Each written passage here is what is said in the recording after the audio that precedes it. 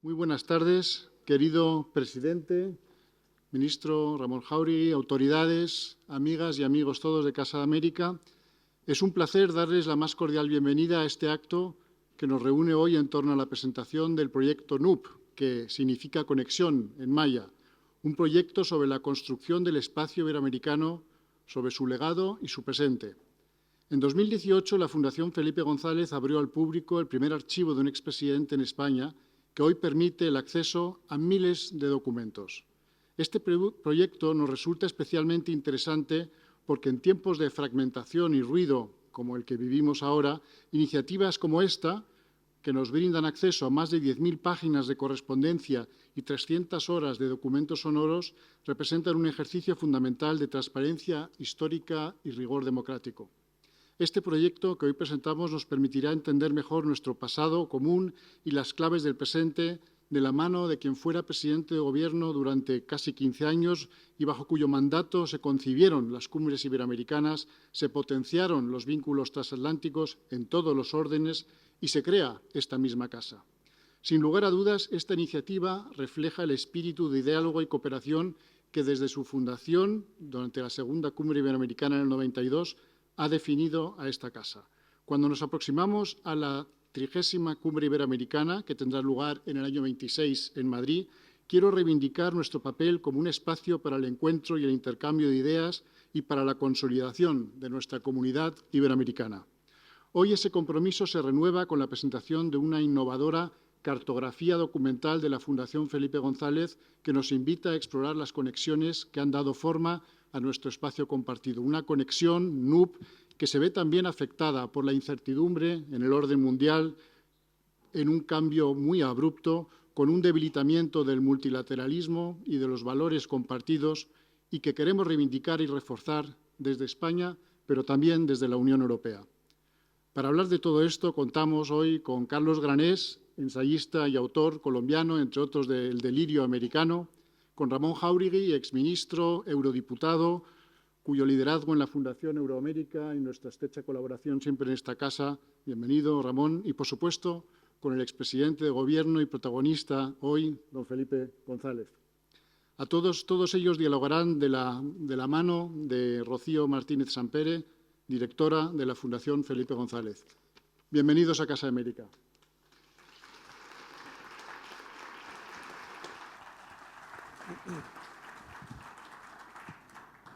Pues muchísimas gracias por esta acogida y estas palabras y muy buenas tardes a todos ustedes en la presentación de este proyecto NUP, que les voy a confesar que de todos los actos que ha organizado la Fundación Felipe González, creo que ninguno como este aúna dos de nuestras, no solo misiones, sino diría más, presidente, obsesiones, ¿no? Que son esta concepción del archivo entendido como memoria cívica y la potenciación y reconocimiento, impulso futuro de Iberoamérica, ¿no? Del espacio iberoamericano. Déjenme centrarme un segundito en el archivo, porque para nosotros, como les he dicho, es muy importante. La Fundación Felipe González tiene un proyecto de archivo pionero en el mundo, porque no se trata solo de ordenar los documentos y digitalizarlos, sino que nosotros usamos las herramientas digitales para que el público, universalmente, pueda acceder a estos documentos. Es decir, nuestra obsesión no es tanto el experto o el bibliotecario, sino el usuario, el ciudadano, ¿no? Porque entendemos justamente que este patrimonio documental que les permite ir a las fuentes primarias, reempoderarse de su pasado, sobre todo en nuestro país, que tiene una relación tan complicada con la memoria, es lo que permite fomentar la ciudadanía crítica, el debate con rigor, saber de dónde venimos para saber también hacia dónde vamos, ¿no? Y por eso, cuando podemos, hacemos proyectos específicos de este archivo, ¿no? Hicimos uno que se llama Cartas al Presidente, que recoge toda la correspondencia que tuvo el presidente González con jefes de Estado, jefes de Gobierno, ministros, ciudadanos, y lo hacemos de una manera, insisto, que sea accesible y atractiva al público. Y Alba Toajes, que es la gran responsable conceptual de este archivo, me decía, la gente escucha podcast todo el rato, pero no entiende lo divertido, esas son sus palabras, lo divertido y interesante que es escuchar y ver toda esta serie de documentos que tenemos y que nos dicen tantas cosas de nosotros, ¿no? Pero hicimos, insisto, el de cartas al presidente, hemos hecho el de la voz y la política, que recopila nuestra memoria sonora, y hoy presentamos NUP. NUP, como se ha dicho antes, significa conexión en maya, porque lo que quiere ser este proyecto, que ahora les enseño, es justamente una cartografía documental del espacio iberoamericano que ayude a ponerlo en valor. Como verán aquí, ustedes entran en esta página web, que siempre tiene además un punto de diseño que nos gusta, y pueden entrar en este mapa, que es un mapa obviamente abstracto, donde Iberoamérica tiene como si fuera un punto geográfico, porque aquí hay documentos, y pueden entrar, por ejemplo, en este caso en Colombia, no lo hemos hecho por ti, Carlos, y aquí encontrarán de una manera muy cuidadosa, muy trabajada, con mucho rigor y con mucho cariño, y por eso quiero agradecerles a Ángela, a Guadalupe, a Laura y más recientemente a Estefanía el trabajo que se ha hecho con cada uno de los documentos. Aquí hemos recogido documentos de texto, documentos audiovisuales, documentos sonoros, y están a su disposición en un clic. Si algún día me pierdo, que me busquen en Cartagena, presidente. Este es uno de los documentos que pueden encontrar. Hay toda una serie de documentos, hay también documentos inéditos y hay otros que yo les llamo inéditos de facto, porque están tan escondidos que si nadie los puede encontrar es como si no existieran, ¿no? Por ejemplo, los discursos en las cumbres iberoamericanas. Es verdad que esto es solo el principio. Hemos trabajado con la Fundación Cardoso, con la Fundación Lagos, con la Fundación del presidente Sanguinetti, porque yo creo que estos 4 presidentes fueron un poco los jinetes, no del apocalipsis, de la galopada latinoamericana. Pero esto es una invitación para que se sume muchísimos más países, muchísimas más instituciones. Por tanto, esto no es un acto de presentación de nada, sino de invitación a un todo, ¿no? En segundo lugar, decía que la segunda obsesión es Iberoamérica. El presidente González muchas veces hace una broma que dice: la patria latinoamericana solo existe en la publicidad de Avianca. Luego, cuando el avión aterriza, ya no queda nada, ¿no? Pero yo creo, en realidad, presidente, que proyectos como este y el compromiso vital tuyo y de muchísima gente lo desmienten, ¿no? Porque aunque esté imperfectamente articulada, significa mucho. Y yo creo que justamente es de eso, ¿no? De dónde venimos y, sobre todo, hacia dónde vamos, y más en unos momentos que este tsunami naranja de parte de la presidencia de Estados Unidos nos obliga a ser más estratégicos, más inteligentes y a entendernos más y mejor que nunca. Por tanto, la pregunta, que es muy fácil de formular y muy difícil de contestar, nos la contestarán hoy nuestros invitados. Ramón Jáuregui, exministro, eurodiputado, un político de esos, Ramón, de los que se echan tanto de menos, y actualmente presidente de la Fundación Euroamérica. Carlos Granés, que es un colombiano de ascendencia catalana, yo soy catalana también, així que benvingut, que lleva muchísimo tiempo aquí, ha hecho, entre muchas cosas, es un ensayista y ha escrito un libro magnífico que les recomiendo si no han leído, que se llama El delirio americano. Y, por supuesto, el presidente González, también presidente de esta fundación, que creo, presidente, que eres el español más latinoamericano y el latinoamericano más español que conozco. Yo os doy directamente la palabra, solo para provocar el debate. Dejadme que os lea una frase que dijo el presidente González en el primer discurso en Guadalajara, cuando se inauguraron las cumbres iberoamericanas, que a mí me ha parecido casi revolucionario, pero de las revoluciones de las bonitas, de las que reforman las cosas, que dice: con libertad e imaginación hemos venido… Libertad e imaginación, qué bonito, presidente. Hemos venido aquí para creer algo que necesariamente tiene que ser un compromiso permanente renovado. Las herramientas son la palabra y el trabajo compartido. Ramón, cuando quieras. Bueno, pues encantado de estar aquí con todos ustedes y muchas gracias.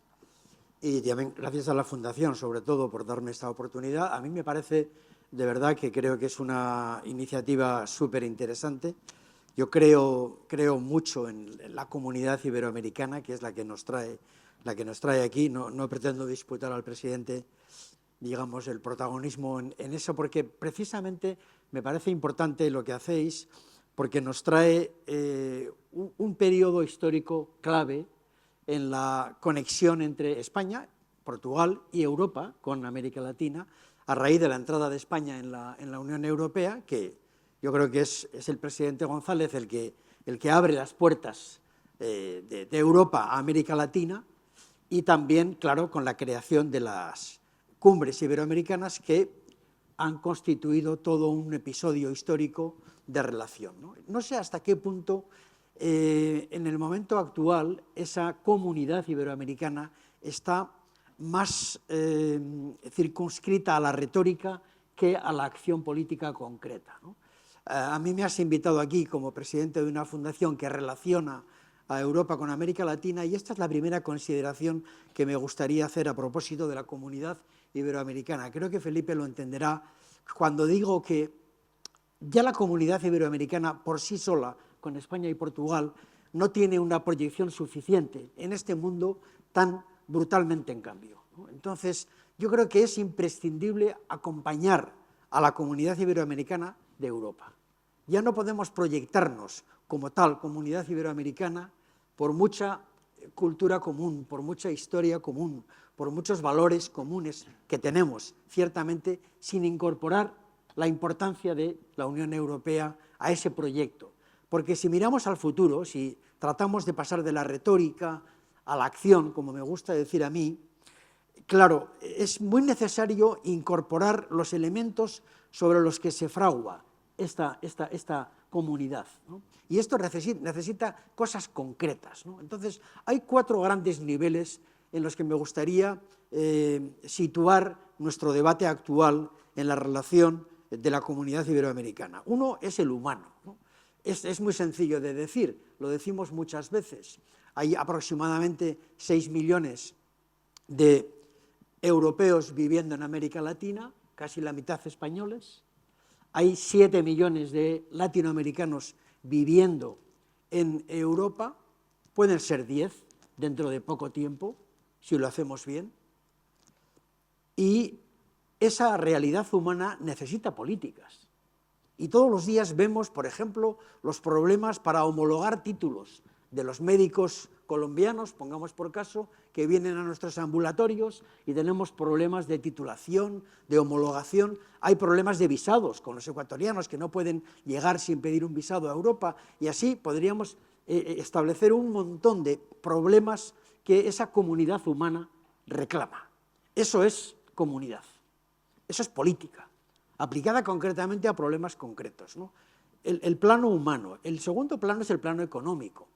Tenemos un stock de capital enorme, los europeos, depositado en América Latina, la mitad de él aproximadamente español, que se construyó sustancialmente en los últimos años de este siglo, cuando las grandes compañías españolas se hicieron grandes justamente al entrar en América Latina y hacerse con empresas multinacionales.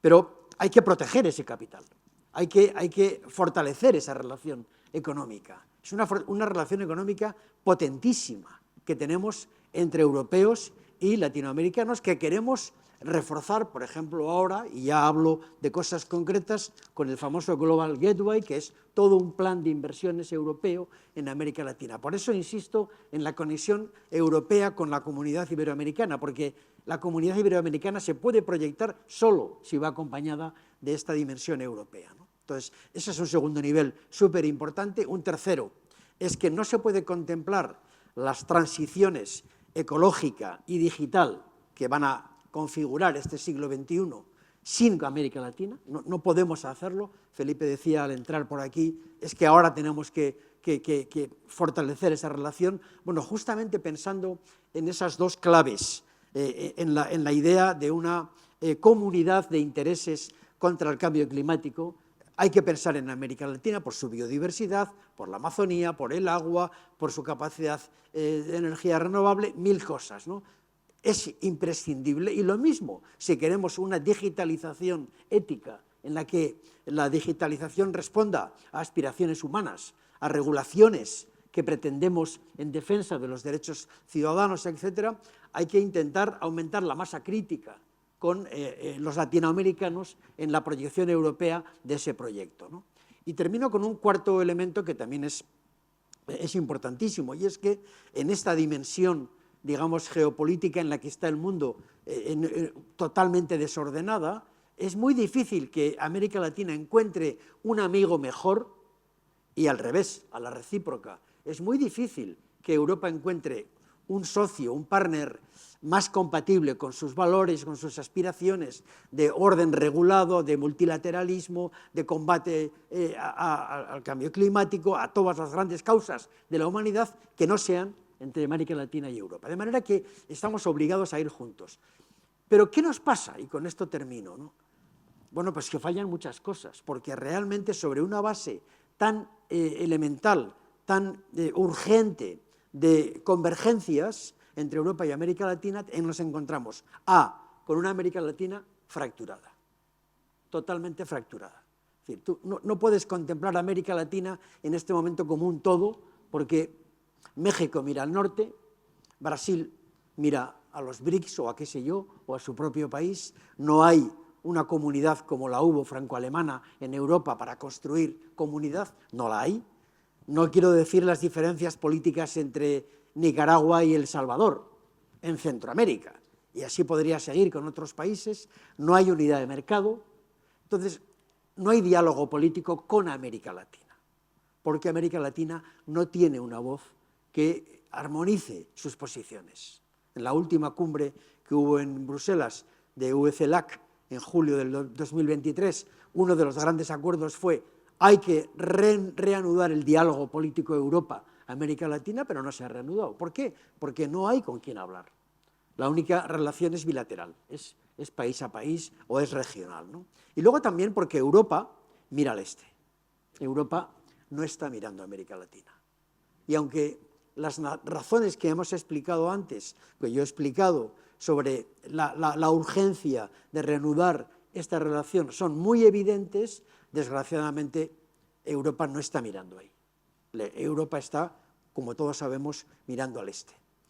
Y por último, creo, también hay que decirlo, que nosotros, españoles, España, ha perdido peso, ha perdido influencia. Quizás Felipe, mucho mejor que yo, lo pueda contar, pero realmente fuimos un país súper importante, en momentos súper importantes, el final del siglo pasado, en América Latina. Pienso en Esquipulas, en el proceso de paz, pienso en cantidad de procesos democráticos en América Latina. Hoy no estamos.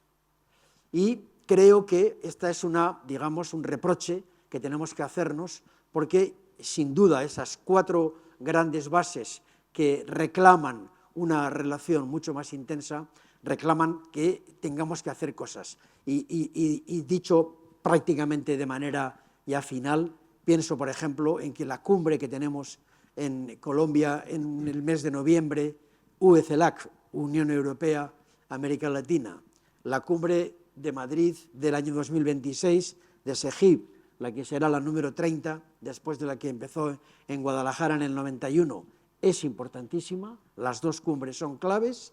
Es importantísimo firmar, o mejor dicho, ratificar los acuerdos con Mercosur y con México, inclusive para exponer una manera distinta de afrontar el orden comercial sobre reglas y sobre convenios previos firmados. Y creo que sobre esas dos bases, América Latina y Europa tienen tarea, pienso también en el Global Gateway y en la inversión europea, para poder reanudar o reforzar una relación que tiene que ser mucho más intensa que lo que es actualmente. Muchas gracias, Ramón. Carlos. Muy bien. Muchas gracias, Rocío, por la invitación. Un gusto estar con personajes tan importantes de la vida pública española. Mira, en América Latina hemos estado tratando de integrarnos desde 1826. Ese fue el primer intento que se realizó en Panamá por iniciativa de Bolívar, en lo que se llamó el Congreso Anfictiónico. Y desde ahí hasta 2010, con la creación de la CELAC y con las cumbres iberoamericanas, la del año pasado, sin ir más lejos, creo que podemos extraer una conclusión que ya la adelantó Ramón, y es que no bastan la lengua común, la religión, los valores comunes, el parecido de nuestras fiestas populares, la cosmovisión. Eso, por lo visto, no basta para forjar una integración, ya no digo iberoamericana, sino estrictamente latinoamericana. Nuestra realidad es de desintegración, de incomunicación y casi que de indiferencia entre países. Y esto se explica, creo yo, por un fenómeno muy latinoamericano que, por un lado, demuestra cierto tipo de éxito que, a la larga, ha tenido sus complicaciones. ¿A qué me refiero? Se suele decir que América Latina está compuesta por pueblos jóvenes, que somos un continente joven. Bueno, creo que ese es un diagnóstico equivocado. En realidad, somos un continente de naciones viejas. Somos un continente de naciones muy, muy viejas. Somos un continente en donde los problemas europeos no son extraños. Las fronteras están bastante bien definidas. No tenemos conflictos entre países. Hay pequeñas disputas en el Esequibo, en Belice, y es verdad que algún dictador puede aprovechar este tipo de riñas fronterizas para salvar una situación nacional. Eso es verdad. Pero en términos globales, América Latina es un continente muy estable geopolíticamente, muy predecible, no hay pulsiones independentistas dentro de los países, no hay riesgo de una guerra entre ningún país. Prácticamente, en ese sentido, somos una excepción benévola en el mundo actual. En Europa hay guerra, eso para los latinoamericanos suena al pasado, digamos, al siglo XIX. No hay riesgo de que eso ocurra. Eso es el resultado de procesos de consolidación de las naciones muy fuerte. Si hay algo en lo que hemos sido pioneros y alumnos avanzados es en la creación de nacionalidades. No naciones, pero sí nacionalidades. Ningún colombiano en cualquier rincón de Colombia tiene ninguna duda sobre su nacionalidad. Juega la Selección Colombia y estamos absolutamente volcados sobre la selección nacional. Hay una clarísima idea de lo que es la nacionalidad colombiana.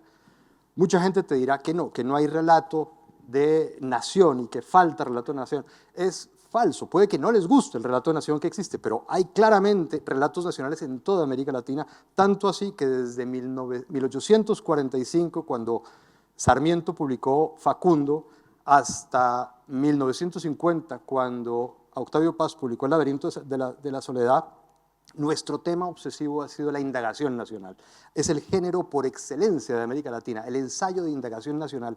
No hemos hecho absolutamente nada distinto que preguntarnos quiénes somos, qué somos, por qué estamos como estamos. Es lo único que hemos hecho. Digamos que nuestros mejores esfuerzos intelectuales han ido decididamente enfocados en esa dirección. Luego, claramente que tenemos discursos de nacionalidad y somos naciones muy, muy, muy consolidadas, con gravísimos problemas de gobernabilidad, de modernidad democrática y de seguridad, desde luego. Pero como región somos estables. Ahora bien, ¿cuál es el problema de ese éxito de la construcción de Estados-nación o de la construcción de nacionalidades? Y es que esas fronteras que están muy bien delineadas en el mapa se han convertido en vallas infranqueables. Han establecido una creencia un tanto absurda que hace que un colombiano crea que no tiene nada que ver con un venezolano o que un venezolano tiene nada que ver con un boliviano y menos un argentino con un brasileño o un argentino con un ecuatoriano, lo cual es absolutamente absurdo y es algo que uno solamente logra ver cuando toma distancia del continente y viene a España y deja de ver la región como un rompecabezas de fichas muy bien armadas y lo ve como una sola entidad. Cuando uno conoce latinoamericanos, acá, tengo siempre una anécdota personal, yo no conocí a ningún venezolano de carne y hueso mientras viví en Colombia. Conocí muchos por telenovelas, había muchísimos venezolanos en las pantallas, pero en la calle no conocí, el primer venezolano lo conocí en España, así de incomunicados estábamos. Esto, por supuesto, que genera problemas gravísimos de integración, porque hay indiferencia, no hay interés por los problemas del vecino de al lado, empieza a verlo, pero no hay de verdad un interés por la cultura del país vecino. Cada país está ensimismado con sus problemas nacionales que son terribles. y eso explica de alguna forma que el país de al lado se vea con algo de indiferencia. Es gravísimo porque creo yo que la única manera de crear al día de hoy en el mundo contemporáneo una unión es mediante la creación de instituciones supranacionales que de alguna forma suponen que los estados ceden soberanía. Y en América Latina eso es una tarea pendiente. Es muy difícil que se haga. Hay tanto nacionalismo que es muy complicado que un país esté dispuesto a ceder soberanía a un organismo supranacional. Ahora bien, un problema añadido.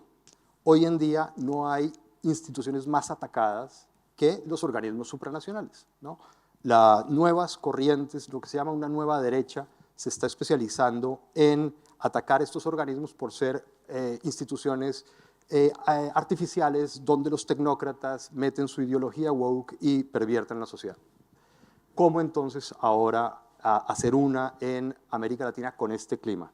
Porque hay iniciativas de crear una comunidades panhispánicas actualmente, incluso con bastante fuerza y bastante influencia, pero son iniciativas muy inspiradas por Alexander Dugin y por Putin, que lo que pretenden es que España se desvincule de Europa y se convierta en una nueva Roma del mundo hispánico. Digamos, es absurdo, ya engendrar un Putin hispano sería el punto máximo de nuestro patetismo. Ya con un Putin en el mundo es más que suficiente. Y estas ideas están cobrando mucha fuerza, que suponen también un tiro en el pie para América Latina, porque ¿qué nos interesa de Europa, más allá de la hermandad, de los vínculos culturales? Es la ventana a Europa. Es lo que para mí representa la unión entre América Latina y España, es que América Latina pueda entrar de cuerpo entero, finalmente, con convencimiento, a el occidente moderno. Es una tarea pendiente que todavía tenemos muchas fricciones. Y ya para terminar, algo que riza el rizo y que explica el momento actual, que no es que lo invite al pesimismo, pero sí no es el mejor que hemos vivido en las relaciones entre América Latina y España. Antes, por ejemplo, el presidente González fue una influencia supremamente positiva en América Latina. Yo recuerdo, tengo el ejemplar de la revista Alternativa de 1977, en donde lo entrevistan García Márquez, Enrique Calderón, Santos Calderón y Antonio Caballero, y dicen con muchísima sorpresa que el presidente consideraba que la lucha guerrillera era innecesaria, incluso nociva en democracias.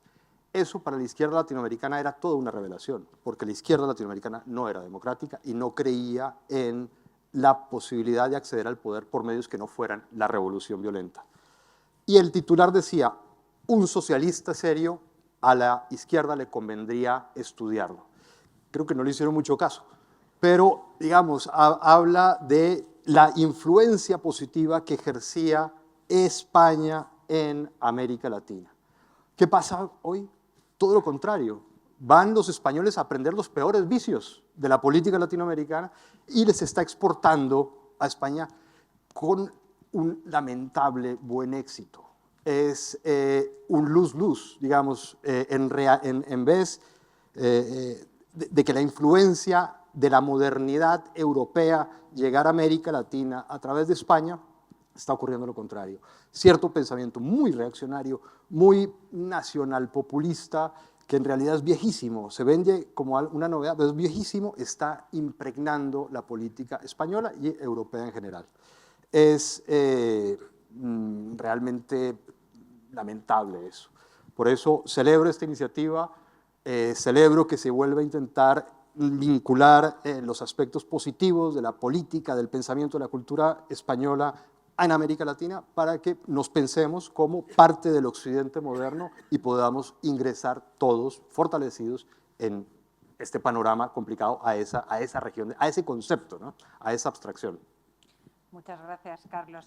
Cuando hablabas me acordaba de una frase que me dijo una vez un periodista en México que se me quedó grabada, ¿no? Que decía, en América Latina hemos sabido construir nación y no hemos sabido construir Estado, y vosotros en España habéis sabido construir Estado y no habéis sabido construir nación, ¿no? Y me pareció un maravilloso resumen, ¿no?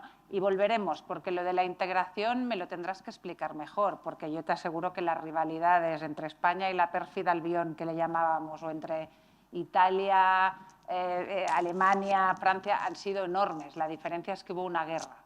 Y si llegamos a esa terrible conclusión, que se necesita un gran trauma humano para poder ceder soberanía e integrarse, es una, digamos, una conclusión anticivilizatoria, ¿no? Entonces, bueno, en fin, pero iremos sobre esto. Presidente, por favor. Bueno, ya me han confundido, entre los dos me han confundido. Porque me sugieren mil cosas, incluso la presentación de la Casa de América, que se podría añadir algún elemento más. Cuando llegué al gobierno, todavía persiguiendo aquel sueño que se iba haciendo en parte realidad, de progresar en la incorporación de la democracia a la vida normal de América Latina, a los 3 meses de las primeras elecciones democráticas en España, en junio del 77, a los 3 meses me fui a Chile, en el Chile de Pinochet, me sorprendía el ambiente como es natural y las dificultades que tuve incluso para entrar parado en el aeropuerto. Bueno, logré que sacara un par, era una osadía increíble, ¿no? A los 3 meses de las elecciones quería sacar algunos presos políticos en Chile y de allí quería saltar a Argentina para hacer la misma operación. Y naturalmente, cuando iba a pasar de Argentina, pues los militares argentinos dijeron, hombre, mejor se queda en Chile y se vuelve. Así que me declararon persona non grata. Tengo 2 títulos que me honran de persona non grata. Uno se lo debo a la dictadura argentina y el otro se lo debo a Diosdado Cabello. O sea, y los dos me parece que son títulos de honor, ¿no? Si no somos gratos para ellos, es que seremos gratos para otras cosas. Pero me llama mucho la atención porque plantea este tema tan interesante. Vamos a ver, ha habido algunos intentos de integración exitosos en temas que nadie contempla. Por ejemplo, el Mercosur. El Mercosur, ¿en qué ha tenido éxito? Sobre todo, todas las estrategias militares de los países del Mercosur, sobre todo Brasil, Argentina, y por influencia de ellos Chile, han cambiado. Para siempre. O sea, toda la estrategia militar estaba diseñada para un enemigo de referencia, que para Brasil era la posible amenaza argentina y para Argentina la posible amenaza brasilera. Nunca más se ha repetido. En todo lo demás ha habido 18.000 tropiezos. Y en el tema de la defensa, curiosamente, los militares se lo creyeron. Ya no tenemos un enemigo aquí a la puerta. Por tanto, nuestra estrategia de defensa. Bien. Esta misma casa, es decir, la Casa América, cuando llegué al gobierno ya tenía capacidad para hacer cosas que no tenía, como es natural, lógico, estando en la oposición, que iba recorriendo América Latina con ese pensamiento de que lo que quiero para mi país, quiero para América Latina, que era un problema de identidad. En América Latina hay esa cosa que he discutido tantas veces con Carlos Fuentes, una identidad de identidades curiosa, que nos une a Iberoamérica, que no es fácil de explicar.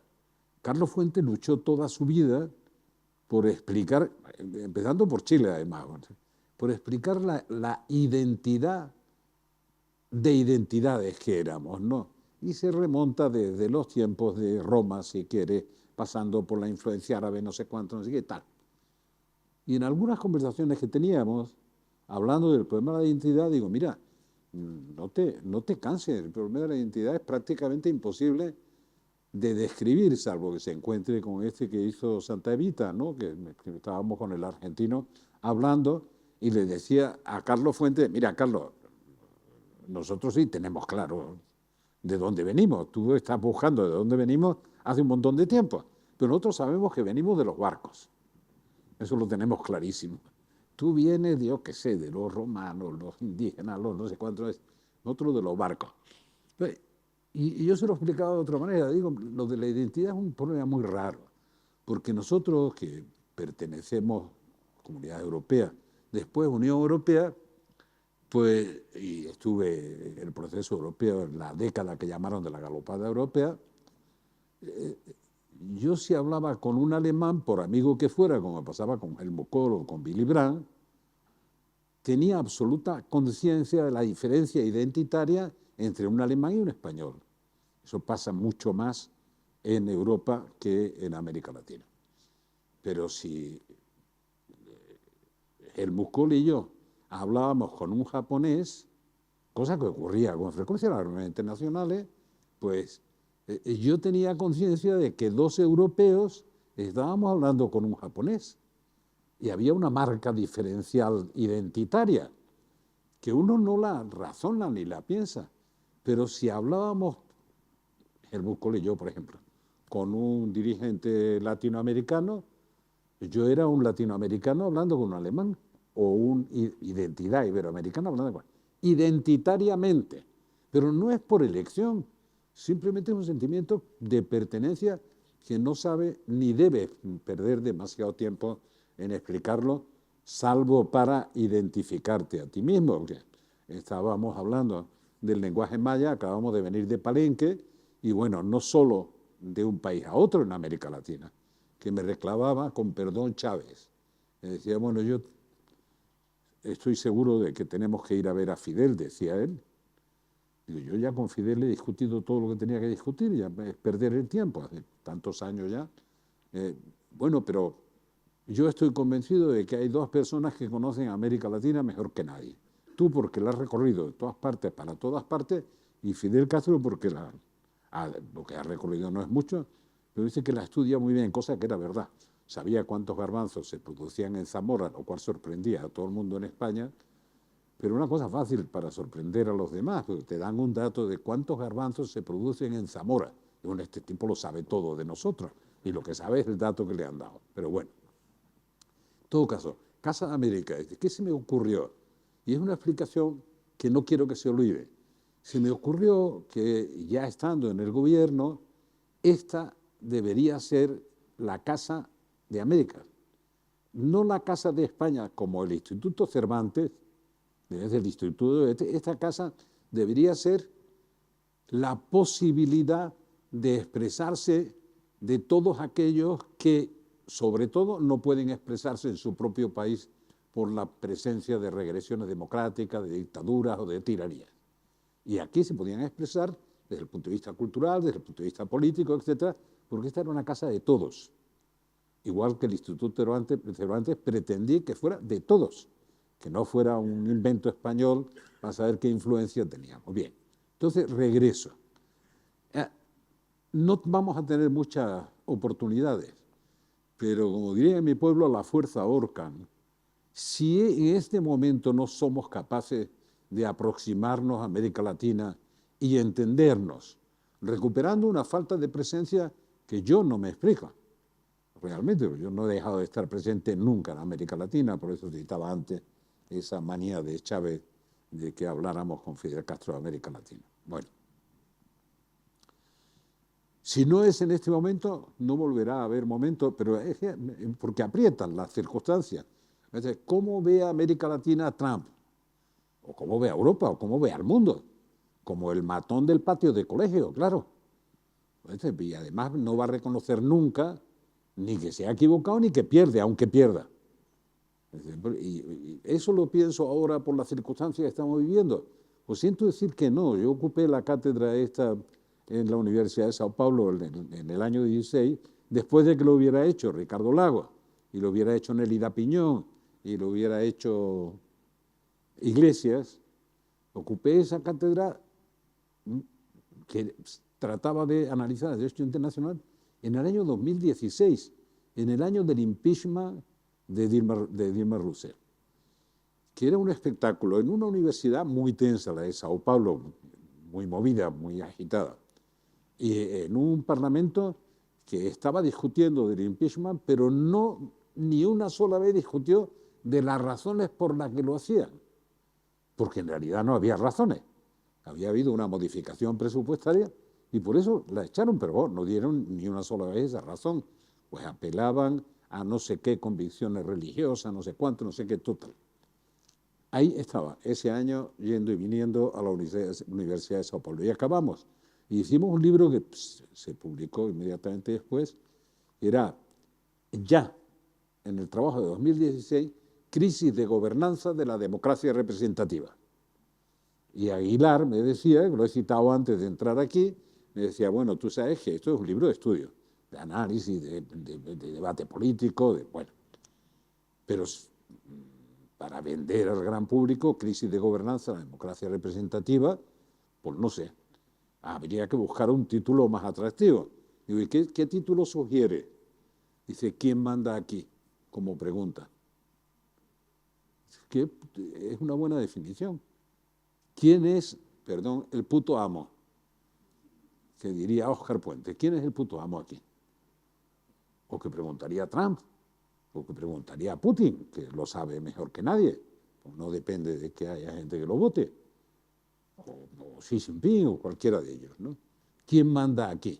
Y López Obrador, que estaba haciendo aquella cosa maravillosa de un referéndum para 900 y pico mil ciudadanos que participaron sobre si seguían adelante o no con la renovación del aeropuerto de Ciudad de México, que falta le hace y le hará, pero bueno, consultaron 900 y pico mil. El 90% de la gente que participó en la consulta nunca se había montado en un avión ni pensaba hacerlo. Y lo ganó de calle, arrasó. Y puso el libro ese encima de una montaña de libros mientras que recibía las televisiones, no en una mañanera, sino aparte. Y se destacaba el libro con quién manda aquí, que era bien significativo, y debajo Felipe González. Se respondía solo. Bueno, saliendo en la presentación de ese libro, para que vean que no hay... Algunos dicen que estoy muy irritado, no es verdad. Con Trump le estoy haciendo un favor, que es tratarlo como él trata a los demás. Es decir, tratarlo maleducadamente, decir que es un gamberro, claro. Aparte de ser un ignorante ecuménico, universal. Admira mucho al señor Reagan. Es uno de los presidentes que dice que tal... Yo goberné con Reagan 2 periodos. Con Bush, siendo vicepresidente, llegué por primera vez a la toma de posición de Alfonsín y era vicepresidente, y ahí estuve hablando con él 3 o 4 horas. Y después con Clinton. La última parte de mi periodo fue con Clinton. Y con Reagan me llevé muy bien. Y Reagan ignoraba muchas cosas, pero tenía una extraordinaria sabiduría porque sabía lo que ignoraba y buscaba a los mejores para cubrir esos huecos. Y este imbécil que nos acosa a todos en este momento no sabe que no sabe. Por tanto, cree que sabe más que todos los demás. ¿De qué se puede esperar de un necio de esa naturaleza? Que es un matón de patio de colegio. Y nunca va a reconocer que se equivoca, por mucho que se equivoque. ¿Se está riendo de él Putin? Claro, si se reía el coreano del norte, que todo el éxito que tuvo con él, apartando todo lo que le decían, que no hará otra cosa más que lo que Pekín quiera, todo el éxito que tuvo con el coreano era colocarlo en el mapa mundi. Y ahora entregarle a Putin pues unos pocos de miles de coreanitos de estos que no saben ni dónde están, a pegarse tiros en Ucrania. Eso es el éxito que tuvo ya en su primer mandato, diciendo a mí no me hacen falta estos informes, yo mirándole la cara ya sé lo que tengo que hacer para que éste deje de indagar con armas nucleares. Bueno, entonces cuando presentamos el libro, dije, no, yo he gobernado con Reagan, y he gobernado con 2 periodos, y he gobernado con Bush padre, para no confundir, y después con Clinton. Y claro, ¿qué cosa me importaban? Primero había una relación bilateral muy complicada, porque teníamos que recuperar la soberanía que comprensiblemente por las circunstancias el franquismo había cedido a cambio de reconocimiento. Entonces aquí la legislación que se aplicaba, las bases, no sé cuánto, era americana. Bueno, ese es uno de los problemas que tenía. Otros estaban asustados por si iba a haber o no una salida de la OTAN, también comprensible. Pero sobre todo a mí me importaba algo que tiene que ver con lo que hablamos. Yo trataba de explicarle a Reagan y después a Bush que para nosotros había una relación noratlántica a través de la OTAN y había una relación suratlántica a la que no íbamos a renunciar, que nosotros no estábamos siguiendo la doctrina Monroe, Si nosotros nos relacionamos directamente con América Latina y con los problemas que había en América Latina. Por tanto, que o aceptaban esa triangulación o no nos entenderíamos nunca, porque no iba a pedir permiso a Washington para saber cómo teníamos que relacionarnos con el resto del continente americano. Con todos los problemas de integración del continente americano, dice que no conocen al vecino, eso lo he comprobado tantas veces, tantas veces, en tantos viajes en América Latina, pero bueno, acabamos de estar en Palenque y además yo creo que Marcos tiene una neumonía ahí casi como la del Papa, la mitad del Papa, era solo un pulmón, visitando la tumba de Pacal. Dicen, pues estaba ahí en el hoyo, ese le habían abierto para que yo bajara, y yo bajo ahí, si bajo ya no subo, me quedo con el Pacal ahí a descansar. Bueno, las pirámides de Egipto son mucho más conocidas por la élite mexicana que las pirámides mayas, pero mucho más. ¿Quién va a perder el tiempo en hacer esa cosa de irse a ver las pirámides mayas, las pirámides de Egipto? Por tanto, tenemos esos problemas, pero tenemos una oportunidad. Yo me temo que me voy a extender demasiado. Tenemos una oportunidad, y es una oportunidad casi convertida en casi una obligación. Es decir, hay elementos de identidad o culturales, sí. España ha abandonado en parte la presencia en América Latina. El gobierno sí. Las fuerzas estas que hablan de plurinacionalidad y tal, la propia Bolivia, y miran el lío que está, pues es plurinacional. Esta es una aportación intelectual, no al revés, no de América Latina a España, ni de España a América Latina. Una aportación intelectual fantástica de los creadores de Podemos y de todo esto, claro.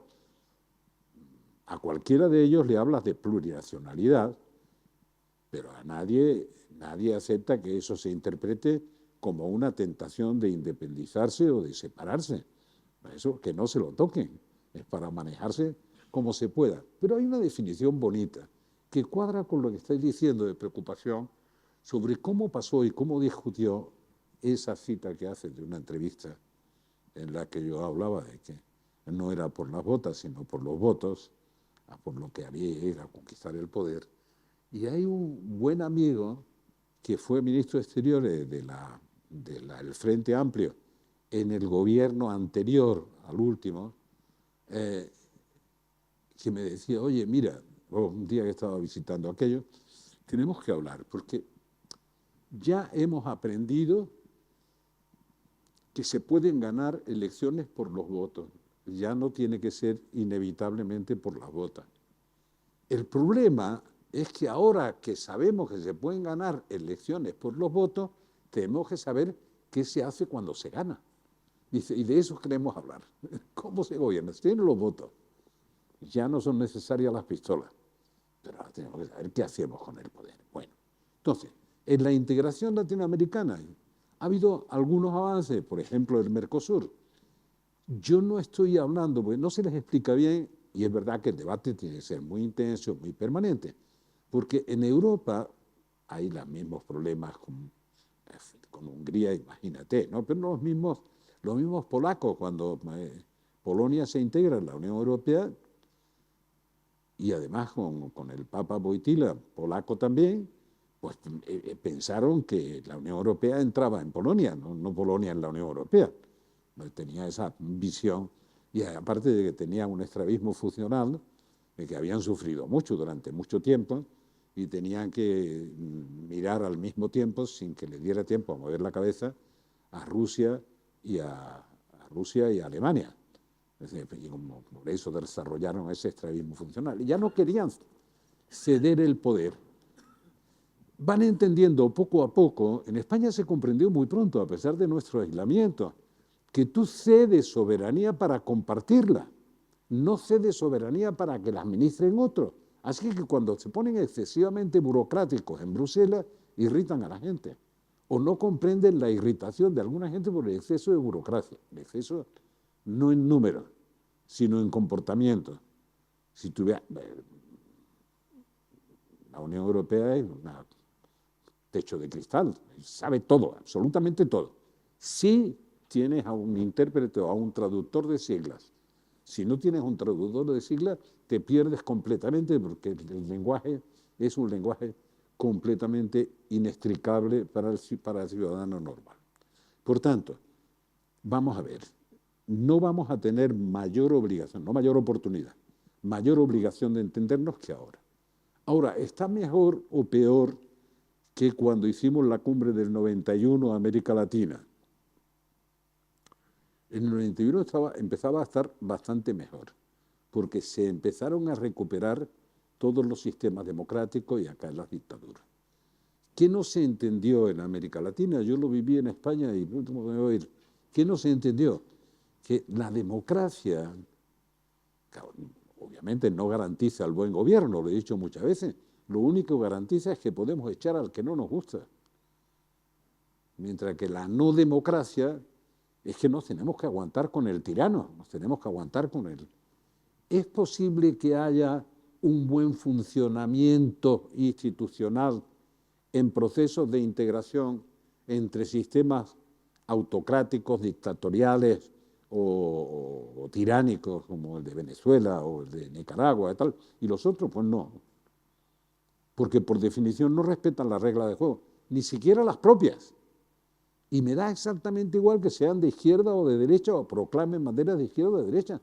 Simplemente no cumplen unas reglas de juego que es condición necesaria, aunque no sea suficiente, para entenderse en procesos de integración. Y en eso ha habido una regresión, como explicaba antes, una regresión democrática. Cuando presenté el libro en 2017, y acabo de decir, en esa presentación dije, bueno, aquí ahora tenemos el caso de Trump-Putin. Fue la primera vez que empleé ese término, me lo recuerdan ahora. Trump y Putin se entienden. ¿Se entienden por qué? Pues son los putos amos. ¿Qué más le da a Trump que el origen sea democrático o no? ¿Tiene algo que ver Trump, por ejemplo, con Reagan? No. Es que Reagan sabía que no sabía algunas cosas y buscaba a los que sabían y acertaba. Y tenía objetivos muy claros y muy concretos. Jamás se le ocurrió hacer una guerra arancelaria. Jamás se le ocurrió hacer este espectáculo que han montado de los bombardeos, esto diciendo que es para hacerle un favor a Europa, porque por ahí no pasan los barcos que los hutíes están bombardeando, no, para hacerle un favor a Arabia Saudí, que es el que tiene el problema frente a Irán, a Arabia Saudí, que es el lugar, obviamente el más adecuado del mundo, para hacer reuniones y tratar de entenderse en un proceso, digamos, de paz o de tregua en Ucrania. Todo el mundo ve que ese es el lugar idóneo, claro, porque allí hay más negocios que en ninguna otra parte juntos. Por tanto, están haciendo negocios, no están haciendo procesos de paz. El mundo está dislocado. ¿Qué hay más próximo, a pesar de todas las diferencias? Culturalmente, que es la maravilla de tu exploración de América Latina. ¿Qué hay más próximo culturalmente en el sentido profundo que América Latina y Europa? El problema es, a mí me da pena, el problema es que España está renunciando a estar presente en América Latina.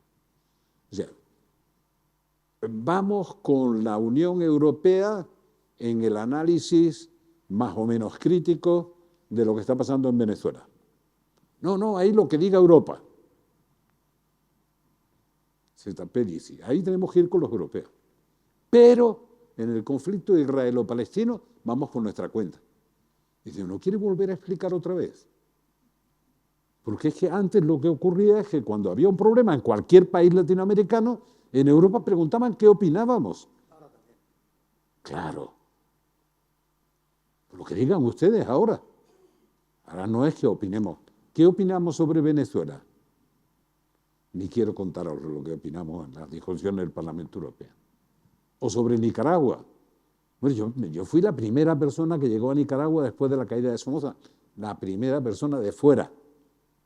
Con un avioncito desde Panamá, y lo que nos pedían eran bolígrafos, baterías o pilas para la radio, porque se querían comunicar, y papel para escribir, se habían quedado sin papel. Somoza los había dejado fritos. Eso. Y a partir de ahí, yo ayudé mucho a Nicaragua, mucho en la lucha contra Somoza y mucho en el arranque del nuevo gobierno. Y ahora debo confesarles que me arrepiento de haber apoyado a Ortega. Y si sumo a Ortega con Murillo, os digo, me arrepiento 10 veces más. ¿Son igual que Somoza? No, son peor que Somoza. Es lo más repugnante y lo más infecto. Ah, pero son de izquierda. ¿Y quién les ha dado el título de izquierda? Yo ahora creo que hay alguien que reparte títulos incluso de inteligencia. ¿De quién les ha dado el título de izquierda o de derecha? Como a Maduro. Maduro no es ni siquiera un dictador al uso, es un tirano. Yo cuando pasaba la frontera de Francia a España, sabía que si me agarraban con papeles X, tenía como mínimo 4 años de petición de cárcel. Era papeles más asociación y bien. Yo sabía qué cárcel me iba a pedir el fiscal y el Tribunal de Orden Público. Es que en Venezuela no sabes dónde te van a cazar, qué te van a hacer, qué arbitrariedad van a cometer, qué tal. Claro, por eso me asombra que parte de nuestra gente de alto nivel de representación ya no pida ni las actas. Dice, ¿te presenta usted las actas? Si ni siquiera le pido que se vaya del poder. Pero acabo, estas cosas que me producen, de verdad me producen casi pánico, porque yo sé cómo se trafica con presos. Y me he peleado muchas veces con Fidel Castro y dice, tú no pensarás que yo te dé las gracias y pones en libertad a fulano, a fulano. Ah, ¿no me lo vas a agradecer? Digo, no. ¿Por qué te voy a agradecer que estén en libertad los que nunca debieron estar en la cárcel? ¿Cuál es la razón para que te agradezca eso? Si tú tienes aquí carne humana toda la que quieras para meterlos en prisión y que después yo te haga un favor a ti, otro a la viuda de Mitterrand, otro al bueno de Jackson, que viene de Estados Unidos, comercias con los presos. A eso se acostumbró a Maduro, a comerciar con los presos, con el dolor de la familia. Ya no puedo agarrar a Edmundo González, pero si agarro a su yerno, llevando a los niños a la escuela, se los saco de eso y lo hago desaparecer, no sabe dónde está. En algún momento lo van a entregar, espero que sí. Y alguien va a agradecer la gestión, la que sea, porque nos han entregado de todo el basural, lo mismo que han hecho con Hezbollah. ¿Qué le vamos a hacer? Con muchos pasaportes mexicanos, venezolanos, repartidos por América Latina, muchos. Esos son problemas que merece la pena discutir entre nosotros, claro. Merece la pena recuperar el pulso democrático de América Latina. Hay una gran regresión, una erosión tremenda de la democracia, que ya la veíamos venir, no es que sea un fenómeno nuevo.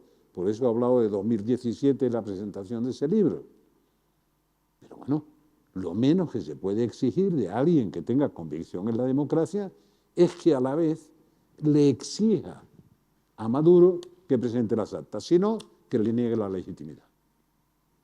Porque aquí tenemos al presidente elegido por los venezolanos en las últimas elecciones. Lo sabe todo el mundo, más que nadie lo sabe Maduro. Más que nadie. Y mucho más profundamente que nadie. Dicen, ¿no es exigible que le digamos al sátrapa que es un sátrapa? Como a Ortega Murillo. ¿No es exigible que le digamos que ha traicionado a Nicaragua, al sandinismo y tal? Pues, me da igual, dice, es que te estás fijando, por eso me dicen, te has hecho de derecha. No, no. Bolsonaro está hoy manifestándose ayer en Sao Paulo, porque es injusto que lo condenen. Lo que es injusto es que habiendo hecho lo mismo que intentó hacer Trump, de asaltar al Congreso, a él le va a caer una inhabilitación y al otro no lo han inhabilitado para toda la vida, que sería lo lógico, y están en libertad todos los que están. Por tanto, Trump no es que desprecie a América Latina, desprecia a América Latina y a Europa. Claro. Lo desprecia todo. Y la reacción no puede ser otra que ponernos de acuerdo. Que ponernos de acuerdo porque, vamos a ver, el multilateralismo puro no existe. Como decía alguien con mucho talento hace mucho tiempo en Europa, decía, bueno, Europa está compuesta de países uno a uno pequeños, pero algunos todavía no saben que son pequeños. Ya descubrirán que son pequeños para el mundo. Y tenían razón, y tienen razón hoy día. Dice usted que Alemania no es pequeño. Sí, es pequeño. Lo siento. En este rincón eurooccidental o suroccidental de Eurasia, que es donde estamos. Además, para colmo estamos viejos. Entonces, vamos a ver. Si quieren enfocarlo desde el punto de vista de los intereses, que sea por los intereses. Si además facilita eso una cultura compartida en el sentido amplio, también. Pues una cosa magnífica de las reacciones de este país, y por cierto, América Latina, es que el Gabo, sabes muy bien, es de todos. De todos. Es decir, bueno, da lo mismo, porque también pasa con Vargas Llosa, más en una etapa de su vida que en otra, pero es de todos. Significa algo, pero pasa igual en España. Por tanto, hay elementos, yo traté de triangular la relación, eso no lo podemos perder, y lo estamos perdiendo. Ahora la gente no se atreve a esa aproximación. Ahora están todos alineados para que el chuleta este de patio de colegio diga, no, ya están todos alineados pensando verme y que vayan pensando cuánto me van a pagar para que yo los atienda, ¿no? Cuánto me deben y qué me van a ofrecer que me interese, ¿eh? Ese es el lenguaje en el que estamos. El lenguaje que si no se replica así, y Europa lo tiene que hacer, y pronto, si no será verdad, cada vez verdad, y peor, lo que decía Kissinger, ¿a qué teléfono tengo que marcar para que me conteste Europa? Porque sé cómo me contesta Alemania, cómo contesta Francia, pero Europa no. Bueno, tiene que haber un teléfono de Europa que conteste, pero que conteste ya. No, vamos a pensar, vamos a ver, estamos dispuestos a negociar. Y usted, pero ¿a usted le ha pedido permiso o ha negociado algo antes de meterle el arancelazo? Usted le devuelve bien estudiado el arancel y después dice, pero que estamos dispuestos a negociar, ¿eh? Yo primero le pongo el arancel y después estamos dispuestos a negociar. Si no, es una locura. Bueno, tenemos un gran desorden internacional y la Casa América tiene que volver a ser la casa de todos porque hemos retrocedido democráticamente. Y esto tiene que ser el refugio de los que no pueden expresarse de la manera que sea, de manera literaria, de manera en arte o lo que quiera, no se pueden expresar en sus propios países. Y aquí no son exiliados, son de la Casa de América. Ese era el propósito y me gustaría que siguiera siendo así. Muy bien, muchas gracias, presidente. Yo creo que ha quedado claro, ¿no?, que tenemos identidad, tenemos oportunidad y después de, digamos, con Trump mediante tenemos obligación, ¿no? Yo creo que eso lo habéis dejado muy claro los tres. Es verdad que estamos un poco fuera de tiempo, pero para ser justos, presidente, yo no sé si queréis, Carlos y Ramón. A mí se me ocurre que en esa idea de la triangulación, yo le doy dando vueltas a una cosa que a mí me parece que es perfecta, ¿no? Porque en política es muy difícil encontrar una idea que sea perfecta. Bueno, pues a mí me parece que, claro, Trump los expulsa a los latinoamericanos atados de pies y manos en aviones que todos los países latinoamericanos los aceptan, ¿no? Europa tiene una necesidad enorme de inmigración. Alemania, 500.000 cada año, 500.000. La inmigración latinoamericana en Europa funciona maravillosamente. O sea, no genera ningún problema de integración social por las razones que Carlos ha explicado muy bien. Yo me pregunto, ¿no sería, presidente, no te parece que hay una oportunidad maravillosa para que Europa diga, bueno, pues mi manera de ver, digamos, lo que está ocurriendo en este momento con la inmigración latinoamericana, que los norteamericanos los echan de mala manera, yo voy, abro consulados y a los países que tienen emigración los acojo, los traigo a Europa. Tienes que dar una señal. Regulariza los que tienes. Bueno, pero ya eso más o menos se está haciendo, ¿no? No. Bueno, Ojalá sí, no. Bueno, pero en fin, eso tiene tú lo sabes mejor que yo, tiene sus trámites. Pero en todo caso, Quiero decir que podríamos plantearles a los alemanes, a los franceses, a los italianos, que abriéramos los consulados europeos en los 10 o 12 países que tienen emigración y traerlos e integrarlos. Es que es una ecuación perfecta. Y creo que es una triangulación, y eso es llevar, digamos, al elemento concreto la comunidad iberoamericana. Que Iberoamérica se presente ante los países latinoamericanos como un país fraterno, pero de verdad. Lo mismo pienso, por ejemplo, y es otra idea que se lo he presentado al presidente de la SEGIP, un poco tenemos la cumbre iberoamericana el año que viene en Madrid. Es una cumbre que tiene que recuperar un prestigio que se ha perdido, Felipe, porque de la de Guadalajara a muchas de las que ha habido, en fin, la última que tuvimos en Cuenca, pues no fue un éxito, ¿no? Ahora hay que volver a restaurar esa ecuación. Entonces yo me pregunto si la comunidad iberoamericana no tiene elementos políticos claros donde poder plasmar, digamos, esa ecuación, ¿por qué no, por ejemplo, convocar un gran congreso intelectual en Madrid, paralelo a la cumbre, en el cual pudiéramos tener a la intelectualidad latinoamericana reunida, hablando en un congreso iberoamericano potente, ¿no? Para hablar de democracia, para hablar de integración, para hablar de... Y entonces, quiero decir que hay cosas que hay que dotar a la comunidad iberoamericana de proyectos concretos para que se sustente en ideas concretas, ¿no? Si no, giraremos en la retórica, y estas me parecen algunas propuestas que deberíamos de considerar. Humildemente lo dejo ahí, ¿no? Este es otro proyecto de la Fundación que se llama Palancas, la revolución de las pequeñas cosas. Ramón, te vamos a invitar también, porque nos dedicamos a esto, porque es verdad, al final necesitas hacer políticas concretas. Carlos, perdona. Sí, una cosa muy breve. Trump en su discurso de posesión tenía al lado a Biden, a Bush, a Clinton y a Obama, a quienes trató con una indiferencia que rayaba el desdén. Peor que la indiferencia. Exactamente, los trató muy mal. Los insultó. Y, sin embargo, citó a un presidente, a William McKinley, que tiene un muy mal recuerdo tanto en España como en América Latina, no solo porque defendió las tarifas, sino porque fue el que inició la guerra de 1898. Sí, señor. Fue el que lanzó el ataque sobre el Caribe.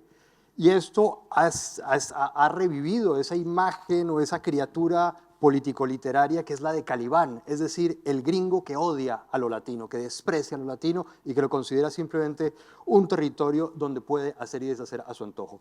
Eso, siendo terrible para la región, crea una oportunidad que incluso se forjó en 1898 y en 1900, que era la distancia todavía abismal que había entre América Latina y España se difuminó porque América Latina, teniendo al enemigo tan cercano, se acordó de España. Y fue cuando Rubén Darío empezó a cantar esos poemas sobre los dones heredados y la sangre hispánica y las razas ínclitas y demás.